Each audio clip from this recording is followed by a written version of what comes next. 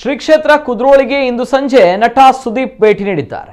ಕುದ್ರೋಳಿ ಕ್ಷೇತ್ರದ ಅಧ್ಯಕ್ಷ ಎಚ್.ಎಸ್. ಸಾಯಿರಾಮ್, ಕ್ಷೇತ್ರದ ಟ್ರಸ್ಟಿ ಶೇಖರ್ ಪೂಜಾರಿ, ಮ್ಯಾನೇಜರ್ ವಿನೀತ್ ಅವರು ಸುದೀಪ್ ಅವರನ್ನ ಆದರದಿಂದ ಬರಮಾಡಿಕೊಂಡರು.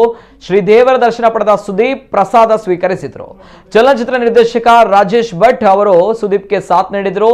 ಸುದೀಪ್ ಅವರ ಬಹು ನಿರೀಕ್ಷೆಯ ವಿಕ್ರಾಂತ್ ರೋಣ 2022ರ ಫೆಬ್ರವರಿಯಲ್ಲಿ ಬಿಡುಗಡೆಗೊಳ್ಳಲಿದೆ.